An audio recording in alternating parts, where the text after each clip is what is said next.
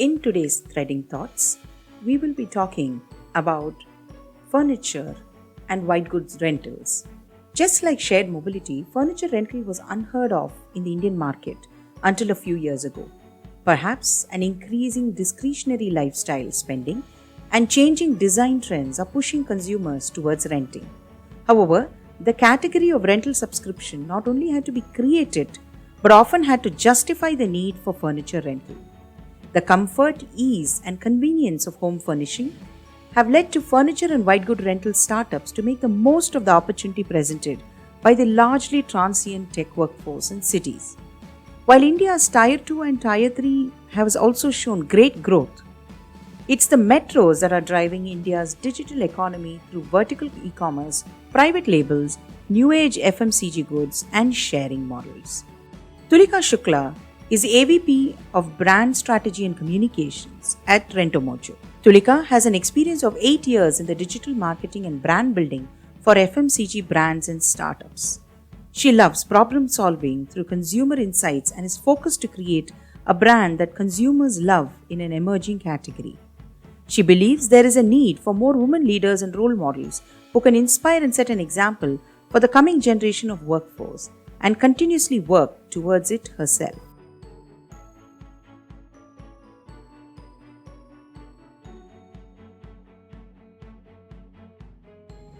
Hi, Tulika. We are so happy you were able to join us on this podcast today. Thank you for coming and joining us. Thank you. Thank you for having me, Mridula. You're most welcome. Tulika, given India is a buy-obsessed market, both customer acquisition costs and goods for rent acquisition costs, right, would have been very steep. But in these challenging times, it would have increased manifold. So how have you managed to overcome these challenges? So India has always been very, very cost-centric market, right? It is not just about these times, but it actually started when we thought of having this kind of service. So it really depends upon how we are telling our users, telling our audience, and educating them that how renting and buying are also different. It also depends upon the life stage that they are at. It also depends upon what are they really looking at. Earlier there were no means, right? And renting also was a very, very unorganized market. Now with renting as a category coming really strongly, right? People are understanding that, hey, this is an option. Earlier there was never an option that existed in the market.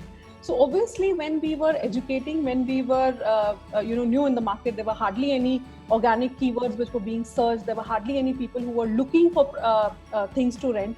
A lot of rigor went in educating the entire market and educating the entire audience set and creating a market for it. Today, right, the kind of CACs that we have, or the kind of marketing dollars that we're spending is way different. We have established a kind of an understanding through the functionality and functionality driven benefits, for example. But today I think the larger understanding, or the larger conversation that we have to create is, how do we create and how do we build emotional moats, right? Cost is one thing, but if there is any other player who is a little more cost effective than us, people may or may not come to our brand. But the most important aspect is, how do we create that story that people relate to? So I think irrespective of today's time or earlier, the most important aspect is, how do we keep telling people what why renting is relevant. Absolutely. And not only just the customers, right? You also have the ability to source those kind of different rentals that will match somebody's tastes or interests, right? That should have been a challenge as well. Absolutely. So when we started with basic products, right? Something that you would need to furnish a 1 BHK or a 2 BHK. Slowly we realized that it's not just furniture. People are also looking for appliances, and they are more keen to that. While our core category talks about furniture, furniture on rent, we realized that there is a larger business for appliances on rentals as well. and there's a fair bit of share of people who are looking for that kind of category as well. Then a lot of rigor went in understanding the user in terms of what are the kind of products that they're looking at. For example, when we introduced mattresses, there were basic mattresses, right? But then we realized that there are also people who are ready to invest a little more premium because they are worried about what kind of mattress they are sleeping in, right? When you're usually young, when you are 20, 22, you really don't care about all these things. But slowly as the age picks up, and you get some sort of backache, etc., you tend to think of these things. These things start coming in your mind, and then we realize that there are people who are ready to invest a little more premium, but we need to cater to this segment with a different kind of product set. Then, for example, a wardrobe, it could be a single door or a double door, especially in places like Bombay, where the houses are not so large. We have to cater to those houses as well. So can we have like a 3-door wardrobe which is compact but at the same time helps stacking a lot of products? Can we introduce a patio furniture for places in Pune and Bangalore, which allows which has like a lot of Bangalore houses have balconies. So these were the kind of consumer understanding that we received through speaking to our customers. A lot of people inquired a lot of availability of products on our platform. So I think that understanding users, what they're looking at and what they really want, also goes a lot when we are thinking of launching a new product or a new category. We have actually very it was something really amazing when we realized when we launched mobile phones and laptops on rent. So we actually have that, and a lot of people resonated with the thought process or the reason for which we launched mobile phones and laptops, that every year or every 1.5 years, people are used to keeping changing their handsets, and the kind of investment that goes, the kind of thought process or the research that goes while they are looking for those products is a lot of time. Why don't you rent it? And when you're done with that product, you simply change that. So yeah, these were the kind of things that we usually think of before launching a product or a category. And very true, because your tastes sort of change over a period of years. So you can either upgrade or completely change the way you want a particular apartment to look. You then are ladled with furniture which you don't know what to do. You can't sell them. So those are completely sort of out of the window now. And then that's a huge. That's true. Right? The convenience. That's true. Yeah. Absolutely. So one of the things that we also realized is when we spoke to people, the first thing that they think is, hey, I don't want to rent, because even if I take it on a second hand, even if I buy a product in through second hand or a second hand market, I'll be able to dispose it off and still get some money, right? That's the mindset. But they don't think that if, for example, you're living with flatmates, what's the kind of amount or that you're going to split, or for example, there's so much stress that you have to go through when you're actually selling off, and there are sometimes you end up having a buyer's remorse. Okay, I got it, but that's not the amount that I want to sell it for. But maybe because when you are trying to push the product out of your house, you are either you don't have the time or you don't have the energy to deal with all those things. So when we actually put all those points in front and ahead in front of our customers, is when they've started realizing and resonating with these thoughts.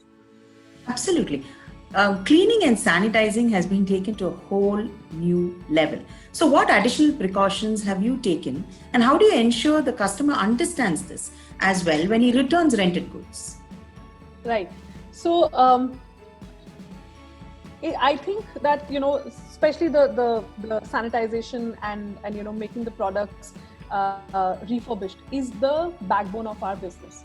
We cannot have any compromises on the quality of the products that we provide, for a simple reason that if we do that, why if we don't for example give much weightage to it, why will people come back to us, right? Why will people endorse our service?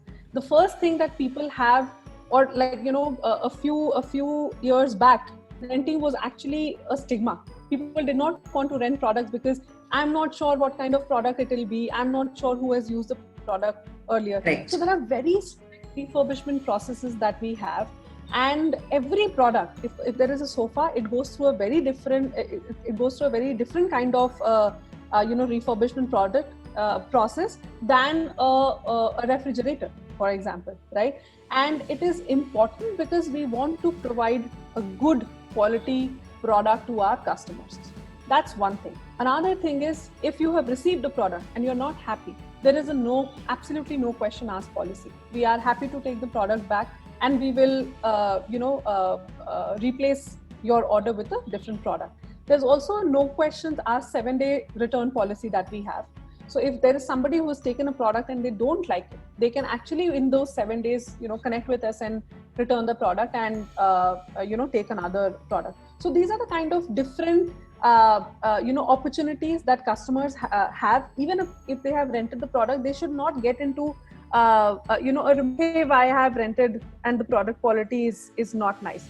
So that is one thing which is very, very strict and stringent in our organization. One thing is so we are also providing a service. There are chances where we also fail, but these are opportunities to learn, right? And that's why we have created different processes so that people don't feel that they are getting bad quality products, right? Especially during this time, we created videos, we created ample amount of visual assets which are going to our customers. We informed them through emails so that and our social media platforms in terms of different kind of processes and sanitization processes that we are using, so that people are aware that even during this time renting is safer, right? Absolutely. One of the most important things is how we deliver the products to our employees. The moment they see that, hey, the product is coming to me in a certain manner, there is this there is an underlying trust that sort of develops, right?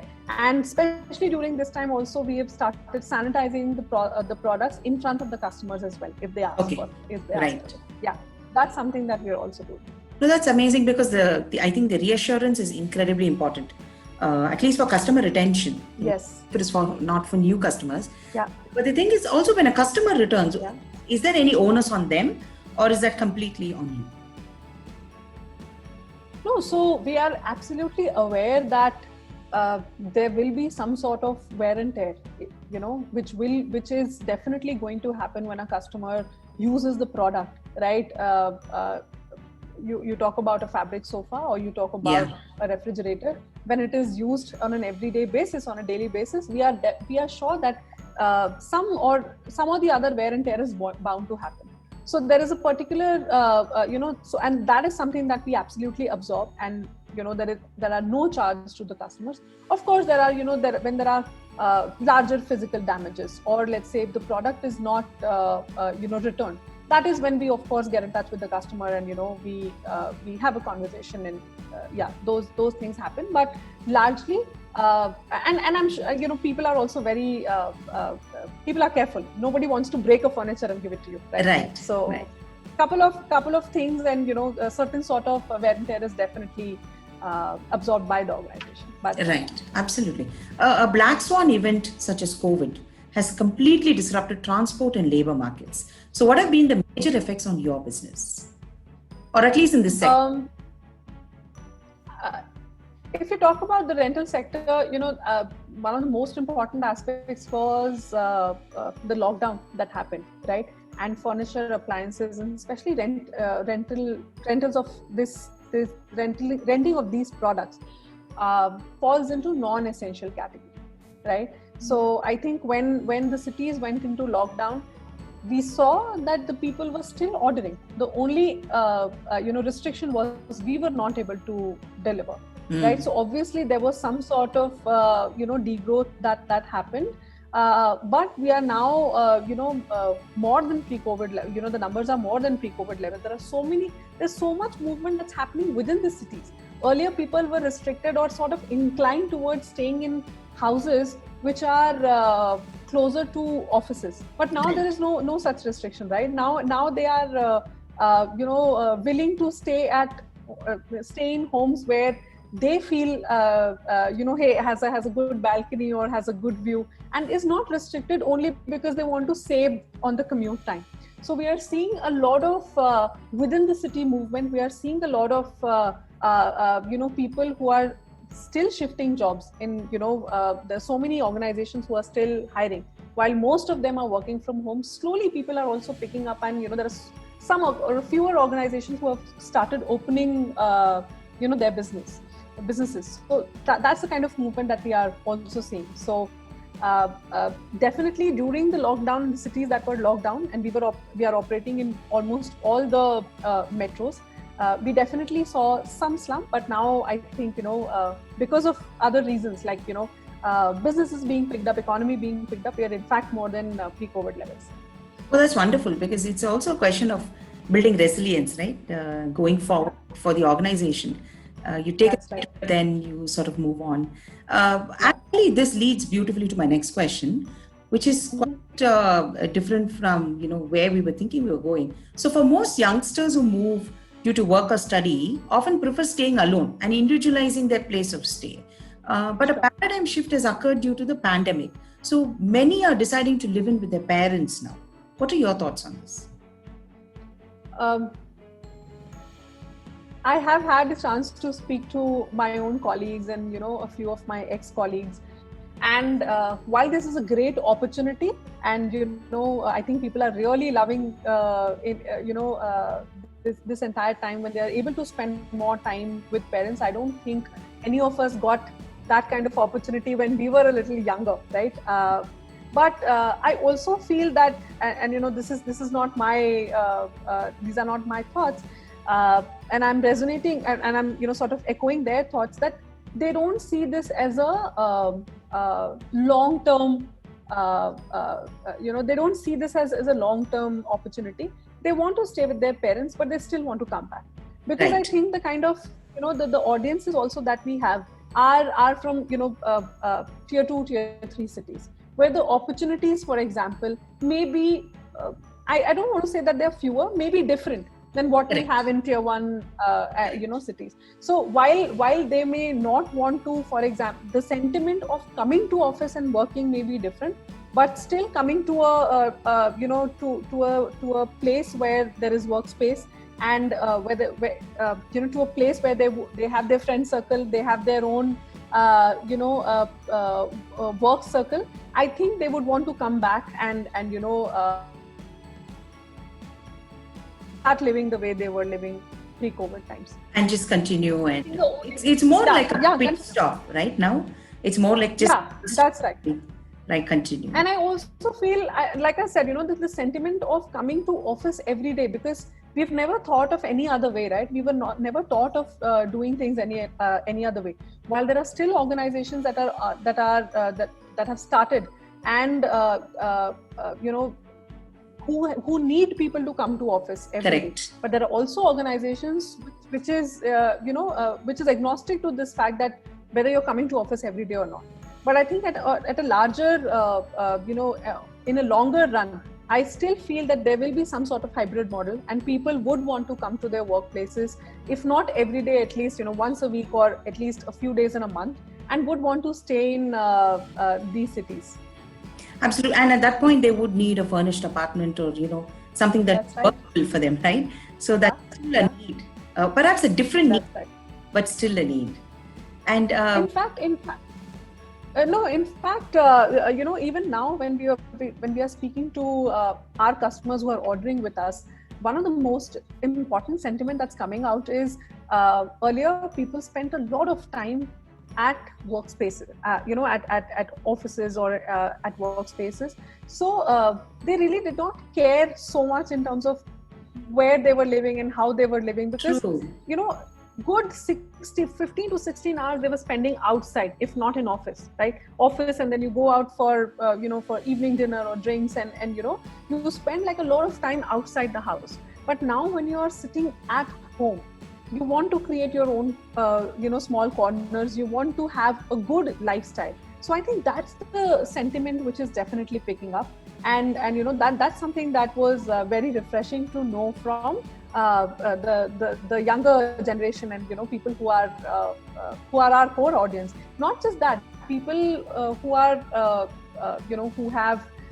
who have kids, for example, who are married, Right. are also exploring different products. For example, fitness as a category really shot up when all the gyms, all the clubs True. were shut, and people still wanted to. They still didn't want to go out and step out of the house, but wanted to give fitness more importance, and that's why these kind of categories also picked up. Oh, that's very interesting. I'm going to cycle back to something you had mentioned earlier. So, COVID is not going away anytime soon. And as renters return their products, how do you ensure the cycling of products and allay fears of existing and possible customers more from a marketing standpoint? I think education, like I said, is very, very important, right? Telling people, and unless you see, you don't believe. These True. are also kind of the, this is also a service. Unless you see it, you won't believe it.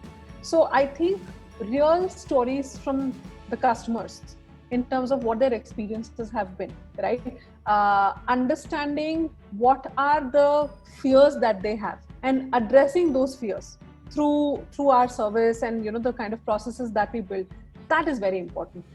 Through marketing standpoint, very early on, we decided that we would like to tell and go to people, meet people, and understand what was the motivation to rent, what was the fear, what was the different kind of contemplation that they did before they actually opted for the service, right? Not everybody is someone who wants to use the service at once. They also want to hear what people are saying. They also want to understand how people are reviewing you on different social media platforms. So very, very important to have a positive sentiment on social media platforms. Very important to give an end-to-end service. Our job is not just bringing people on the platform and making them rent. Our job is also to handhold them through the entire rental journey. When I say that, I mean, what I mean is, if, for example, you've rented an AC, an air conditioner, and the product is not working, it's our job that we connect with you, and we make sure that the product is again back on track. If we fail to do so, your experience suffers. Are we able to make that experience better again? So there are several things which goes behind in not just in ensuring the right experience, and hence thereby building the brand. And I think that's where, when we are doing all these things, when we are making these processes and telling people, is when the marketing also kicks in. Wonderful. And given the growing mindset of share economy and sort of being very asset light, what have been the biggest challenges you face as a rental firm and you foresee you will face in the future? So basically, I really feel that this is not a challenge, but it actually is working in our favor, right? More and more people, when they think of shared economy, they are not thinking of, unless I buy a product, unless I own my product, it is mine. But till the time I'm able to use a product, it is mine. That's the kind of mindset that people are getting in, and that really works in our favor, because that is when we are able to get more people to use this service, get more into conscious consumerism, and get more into the mindset of saving the environment, right? Imagine the kind of impact that a service like this can create when people are more aware about sharing economy. So I think these are the kind of aspects that beautifully built in supporting the business rather than making it as a challenge. And in future, these kind of black swan events, or again, it comes back to resilience, right? So where do you see those challenges, and how do you feel you're better equipped from this learning, at least? So this was definitely, I think this particular event, this particular pandemic made us unlearn a lot of things and learn a lot of things. And because it has also worked in favor of a lot of businesses, and it has also taught many things. For us, it was both. It worked in our favor, and it also taught a lot of things. When I say it worked in our favor, was while there were people going to their houses and probably closing their orders, there was also a different segment, probably a little, slightly bigger segment, which was work from home. Right. The kind of products that they would need. Like I said, not everybody is equipped with the kind of the right set of furniture. We all, I think, thought that it will get over by May, max June. Yeah. Right? Today we are sitting in September, and we anticipate that things are not going to get better till December, for example, or maybe next year. We don't know. I mean, there's so much. We are all unsure about it. So I think people are now thinking about having a right place. Like I said, having a right place to work. If there is a husband and a wife, they would probably only have one table and a chair, right? Because at one point in time, one person will work from home. But Right. today, both of them are working from home. Both of them need a quiet place. There are calls. Everybody has to work on a laptop, so they need a right chair. They need a right table. They need bookshelves. So those are the kind of things which were probably may not be the fast movers then, but are fast movers today. So that's the kind of change that we have seen. And, we definitely feel more and more people, if they, for example, in future get into the hybrid model of working from home and going to office, will start looking at, furnishing their home with a very different lens. And that's why services like ours will also, complement the requirement that customers have. Wonderful. Thank you so much. This was such an informative talk and very, very interesting as well. And to the new normal, as we all say. Thank you so much, Tulika, for joining us. And I hope you enjoyed the session. I really thoroughly enjoyed it. And thank you so much, Mridula, for having me here and, giving me a platform to do this conversation. Thank you so much. The pleasure was completely ours. Thank you. Thank you. You have a good day.